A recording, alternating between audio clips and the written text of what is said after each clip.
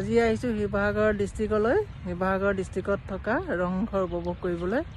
এই ৰংঘৰটো প্ৰমত্ত সিংহই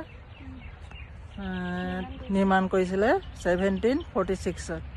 তাকে অকণ উপভোগ কৰিব আহিলোঁ। আপোনালোকক অকণমান দেখাম। এয়া চাৰিসীমাটো চব উপভোগ কৰিম। এই ৰংঘৰটো স্বৰ্গদেউসকলৰ দিনত মানে ইয়াত তেওঁলোকে ৰং ধেমালি কৰিছিলে। ওপৰত দেখিছানে? ওপৰ মহলাৰ পৰা তেওঁলোকে ৰজাঘৰীয়া বিষয়াসকলে ইয়াত মানুহে প্ৰজাবিলাকে ৰং কৰিছিলে, বিহু নৃত্য কৰিছিলে, হেন চৰাই যুঁজ হৈছিলে, কুকুৰা যুঁজ হৈছিলে। সেইবিলাক সেই ওপৰৰ পৰা তেওঁলোকে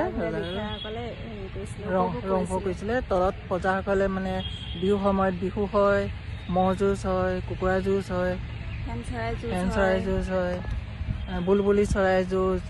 ৰজাৰ দিনত যিবিলাক মানে খেল ধেমালি হৈছিলে, নৃত্য হৈছিলে, সেইবিলাক উপলক্ষে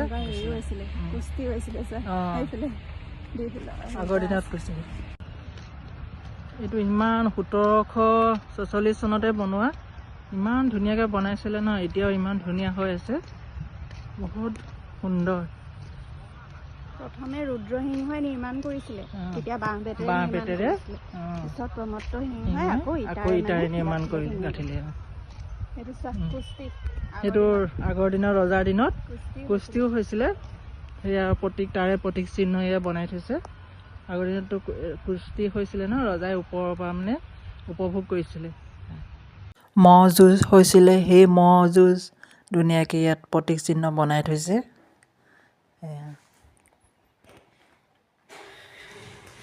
এই ওপৰৰ পৰাই ৰজাই তলৰ প্ৰজাসকলে কৰা ৰং ধেমালি উপভোগ কৰিছিলে। এইফালে দিয়ে ৰজা-ৰাণীসকল।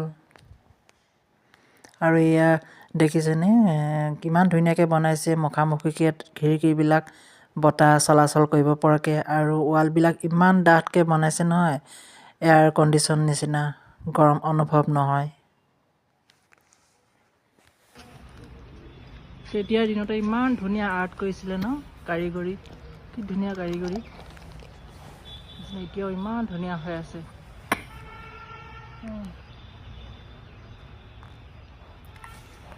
ইমান ধুনীয়া কাৰিকৰী।